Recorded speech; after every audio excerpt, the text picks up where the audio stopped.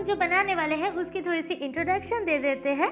तो ये जो राउंड वाली कैंटीन बैग होती है, तो उसे बनाने के लिए जो बेस की ज़रूरत होती है वो आज हम बनाने वाले हैं, और वो भी बिना किसी ग्लू गन के यूज़ के।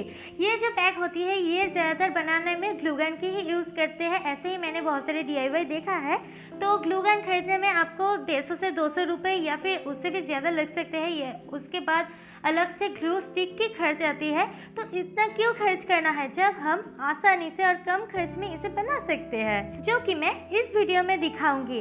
और इस बेस को आपने बना लिया है तो अब इसके ऊपर कोई भी स्टाइल कर सकते हैं। ये डोरे वाले बैग बना सकते हैं या फिर ये कपड़े चिपका कर ये कपड़े वाले बैग बना सकते हैं, और इस मेथड को यूज़ करके आप इस जैसे ही कोई भी शेप की बैग बना सकते हैं। बस ये बेस आपको सीखनी होगी।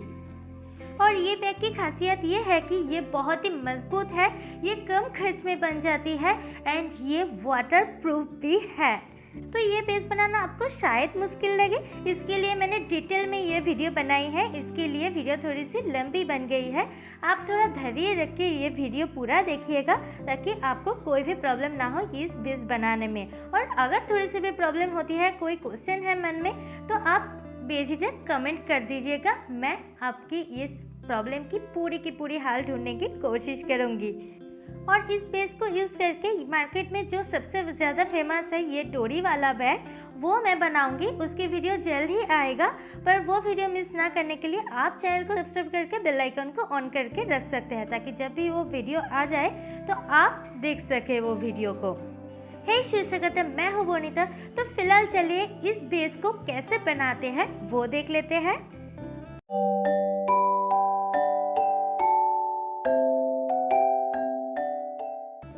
एक मजबूत एंड थोड़ी सी थिक कार्डबोर्ड को राउंड कट कर लिया है।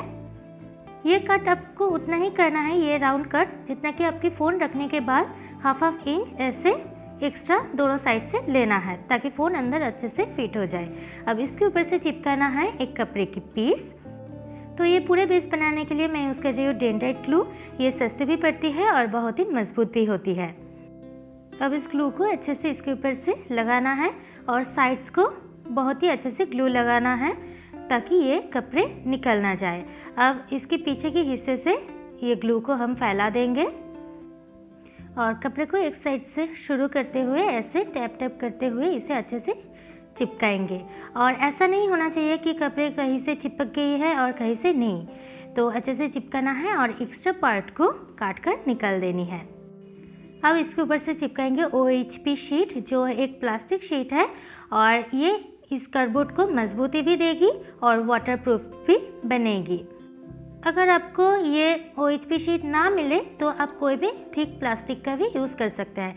तो इसे चिपकाने की एक मैं आसान तरीका आपको दिखा रही हूँ। सबसे पहले तो ग्लू लगानी है, फिर ग्लू को अच्छे से फैलानी है और फिर इसे ऐसे इसके ऊपर से चिपकानी है। फिर जो एक्स्ट्रा OHP शीट है वो हम कट कर लेंगे। तो ये बहुत ही आसान तरीका है, क्योंकि ये प्लास्टिक शीट है, इसके ऊपर आप पेंसिल से मार्क नहीं बना सकते हैं, पहले से मार्कर का यूज़ करना पड़ता है। और जो मार्कर की रंग है वो थोड़ी सी भी पानी लगने पर बाहर छूटने लगती है, तो बाहर जो कपड़े वगैरह आप चिपकाएंगे वो गंदे हो सकते हैं। तो ये तरीका अपनाइए। अब बैग में कहाँ तक चेन आएगी उसकी एक नाप ले लेंगे, क्योंकि ये राउंड शेप की बैग बन रही है तो स्केल से नाप लेना थोड़ा मुश्किल है। इसके लिए मैं डोरी के यूज़ कर रही हूँ। तो जहाँ तक हमने नाप लिया है उस जगह पर पॉइंट करेंगे और एक स्केल के सहारे वो नाप जो है हम फिर से नाप लेंगे कितनी तक आ रही है। यहाँ पर मेरी 10 सेंटीमीटर की नाप आई है। अब एक लंबी सी, जितना लंबी हो सके आप कार्डबोर्ड की पीस लीजिए और चौड़ाई इसकी 2 सेंटीमीटर होनी चाहिए।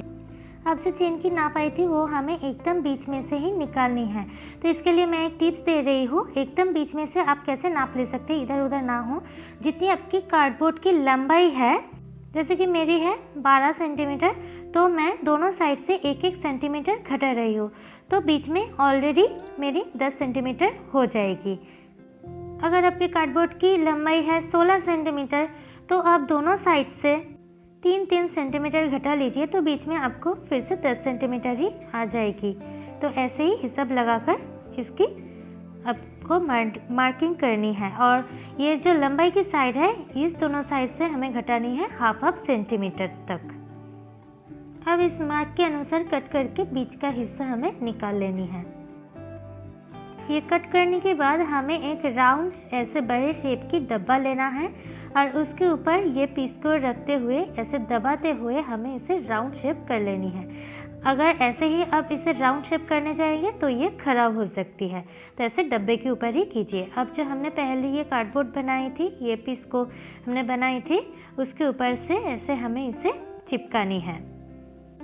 अगर आपको इतनी भी बड़ी कार्डबोर्ड की पीस ना मिले जो ये पूरे राउंड को एक साथ कर सकती है, तो आप और एक पीस ऐसे लीजिए। इसे कट नहीं करनी है क्योंकि चेन हम सिर्फ एक ही तरफ डालेंगे, तो उसे भी डब्बे के ऊपर रखकर राउंड करके ऐसे चिपकाना है। और मेक श्योर कि साइड पर हम अच्छे से ग्लू लगाएं। अब इसके ऊपर से चिपकाएंगे OHP शीट, इसके लिए अच्छे से ग्लू लगाएंगे। फिर हम OHP शीट को ऐसे ऊपर से रखेंगे और फिर इसे अच्छे से सूखने देंगे। और अच्छे से सूखने के बाद जैसे कि हमने पहला किया था, ये जो एक्स्ट्रा पार्ट है वो हम कट के निकाल देंगे। OHP शीट की साइज़ इतनी भी लंबी नहीं होती है कि वो पूरा का राउंड ऐसे कवर कर सके, इसलिए हम दूसरी तरफ भी ऐसे ही चिपका रहे हैं।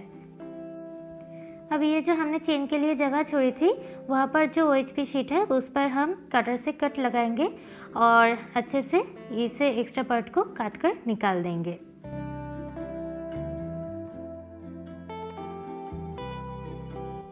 अब दो कार्डबोर्ड की जो जॉइंट वाली पार्ट है उस पर मैंने अच्छे से सिलाई लगा लिया है। तो ये वाली पार्ट वीडियो की पार्ट मिस हो गई है, तो उसके लिए सॉरी। ये बहुत ही आसानी है, नॉर्मल जैसे सिलाई लगाते हैं वैसे ही सिलाई लगानी है, ये आप भी आसानी से कर सकते हैं। तो अब अंदर से अच्छे से ग्लू लगाएंगे और अंदर से ये जो पहले वाले हमने कपड़े चिपकाए थे वही कपड़े हम चिपका रहे हैं। ये इसकी चौड़ाई है 2 सेंटीमीटर और लंबाई आपको जितनी ज़रूरत हो उतनी आप ले लीजिए। एंड पे थोड़ा सा कपड़े रखते हुए पहले वाले जो कपड़े हमने जहाँ पर चिपकाना शुरू की थी उसके ऊपर से ओवरलैप कर देंगे। अब यहाँ पर चेन के लिए एक जगह बनाएंगे, उसके लिए एकदम बीच में से एक सीधी कट लगाएंगे दूसरी तरफ। आप चाहे तो इसके लिए पहले एक सीधी मार्क भी बना सकते हैं इसके ऊपर से।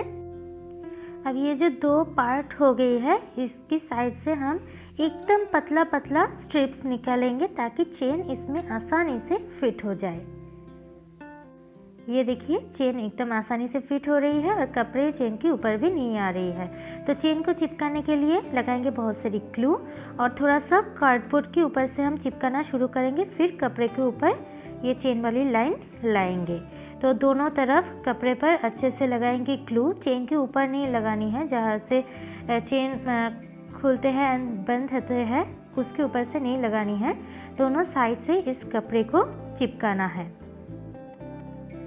अब दूसरी तरफ जो एक्स्ट्रा पार्ट है उसे कट कर देंगे और फिर से कार्डबोर्ड के ऊपर से ही हम ग्लू के सहारे इसे चिपका देंगे।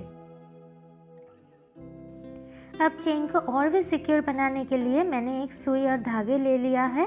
ये जो धागे है, ये धागे जो ज्वेलरीज बनाने में यूज़ होती है, थोड़ा सा नायलॉन की धागे और थोड़ा सा कॉटन की धागे मिक्स्ड होती है, ये बहुत ही स्ट्रॉन्ग होती है, उस धागे की मैं यूज़ कर रही हूँ। पहले कार्डबोर्ड में से हम इसे निकालते हुए अच्छे से नॉट लगा लेंगे और फिर सिलाई करना कंटिन्यू करेंगे। पहले इसको 2-3 बार ऐसे कार्डबोर्ड में से ही सिलाई लगा लेंगे।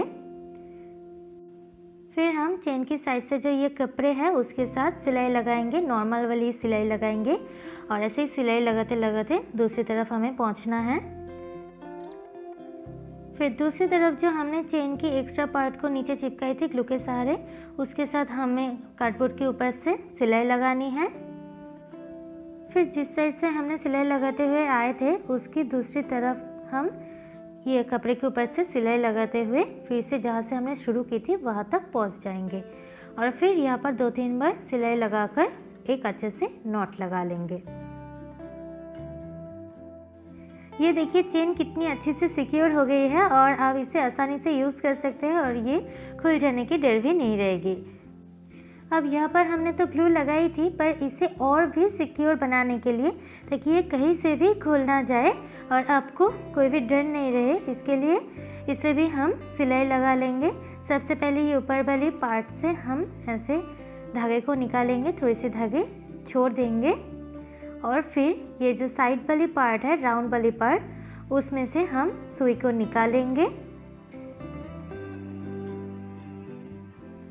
फिर से इसे ऊपर वाली पार्ट से निकालेंगे, फिर इसे राउंड वाली पार्ट में से ले जाकर ऐसे निकालेंगे। तो यही हम कंटिन्यू करते जाएंगे। अब ये जो पतली वाली पार्ट है, इसमें से ही हमें ऐसे ही करनी है, सिलाई लगानी है। अगर आपको ये इतनी पतली है तो आपको अगर ये करने में दिक्कत होती है तो आप एक टिप्स आजमा सकते हैं। तो इस कार्डबोर्ड के ऊपर से इसे ना ले जाकर, पहले ऐसे डालनी है, इसके ऊपर से ना ले जाकर ये जो कपड़े हैं कार्डबोर्ड की एकदम साइड से, उसके ऊपर से भी आप ये सुई को ले जा सकते हैं और सिलाई लगा सकते हैं। पूरी सिलाई लगाने के बाद एंड पे जब हम पहुंचेंगे तो ये दोनों धागे को हम बाहर से ऐसे नॉट लगाएंगे।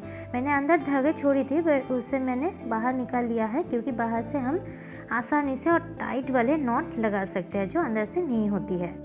इस सिलाई के साथ साथ जो चेन वाली कपड़े की पार्ट रह गई थी एकदम कार्डबोर्ड की साइड, वो भी अच्छे से सिलाई हो गई है, तो चेन आसानी से निकलने वाली नहीं है। तो अब इसके ऊपर से हम ऐसे ही और राउंड कार्डबोर्ड की पीस को सिलाई करेंगे। तो आप अगर सोच रहे हैं ये जो अंदर वाली पार्ट है उसमें से तो हम अंदर सुई धागे हाथ डालकर हमने सिलाई कर लिया था, पर इसके लिए क्या करें, हाथ कहाँ से डालें, सुई कहाँ से निकालें। तो उसके लिए आपकी एक टिप्स है। इस वाली सिलाई में धागे आपको बहुत ही ज़्यादा लेनी है, पहले वाले से भी ज़्यादा, और फिर हम जैसे सिलाई कर रहे थे वैसे ही इसे सुई को अंदर डालनी है। फिर जो ये राउंड वाले कार्डबोर्ड की पीस है उसमें से हमें ये सुई को निकालनी है, पर इस बार हमें ये धागे जो है इसे टाइट करके सिलाई नहीं लगानी है, इसे ढीला ढीला छोड़नी है। फिर से हम ऐसे सुई को अंदर डालेंगे और फिर इस कार्डबोर्ड में से हम सुई को ऐसे बाहर निकालेंगे। तो ये पूरा सिलाई जो है हमें बहुत ही ढीला रखनी है, और ध्यान रखिए कि आपको एकदम से ही इसे टाइट सिलाई नहीं करनी है। और ये जो धागे हम ढीला छोड़ रहे हैं उसके लिए आपको टेंशन करने वाली कोई भी बात नहीं है, इसे हम बाद में एडजस्ट कर लेंगे।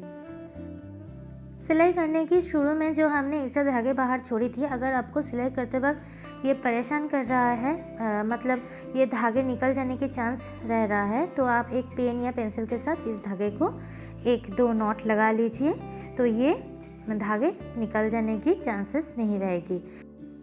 अब आप इस धागे की टेंशन छोड़कर आगे की सिलाई आसानी से कर सकते हैं।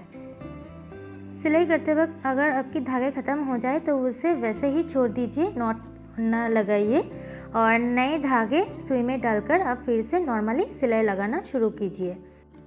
और इस पूरी सिलाई में कहीं पर भी नॉट मत डालिएगा, इससे थोड़ी सी प्रॉब्लम हो जाएगी, और वो क्यों ये मैं आगे आपको बताती हूँ। सिलाई करते करते जहाँ से हमने शुरू की थी वहाँ पर पहुँच जाने के बाद आपको धागे को थोड़ा सा एक्स्ट्रा रखते हुए बाकी धागे को काट लेना है। अब हम यूज़ करने वाले हैं बहुत सारी ग्लू नीचे गिरकर फर्श ख़राब ना हो जाए, इसके लिए एक प्लास्टिक बोर्ड या फिर प्लास्टिक की शीट आप बिछा सकते हैं। तो ये बोर्ड जो है इसी काम के लिए मैं यूज़ करती हूँ, इसके लिए इसके ऊपर इतनी सारी कलर ग्लू लगी हुई है।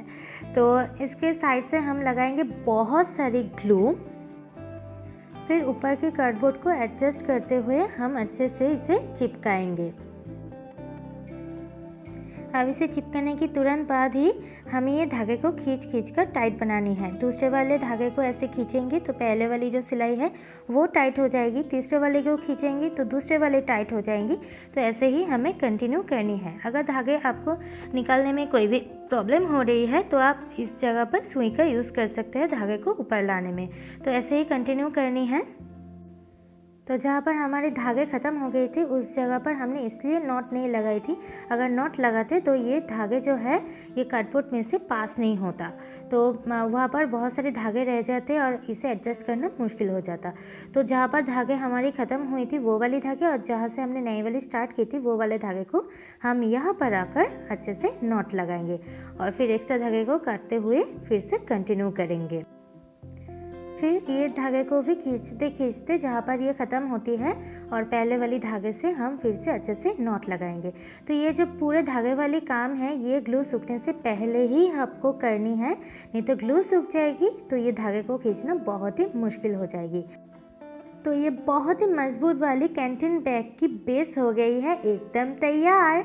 तो आप इसके ऊपर चाहे कपड़े चिपकाइए या फिर डोरी, ये बहुत ही अच्छी लगेगी और ये जो इसकी लुक है ये भी ढक जाएगी। तो मैं इस बेस के ऊपर कैसे बैग बनाने वाली हूँ वो आप मिस ना करने के लिए चैनल को सब्सक्राइब करके बेल आइकन को ज़रूर से ऑन कर लीजिए, ताकि जब मैं वो वाली वीडियो लाऊँ नई बैग की तो आपको सबसे पहले उसकी नोटिफिकेशन मिल जाए और आप भी इस बेस के ऊपर वो ट्राई कर सके। तो मिलते हैं अगले वीडियो में, तब तक के लिए bye, take care and subscribe.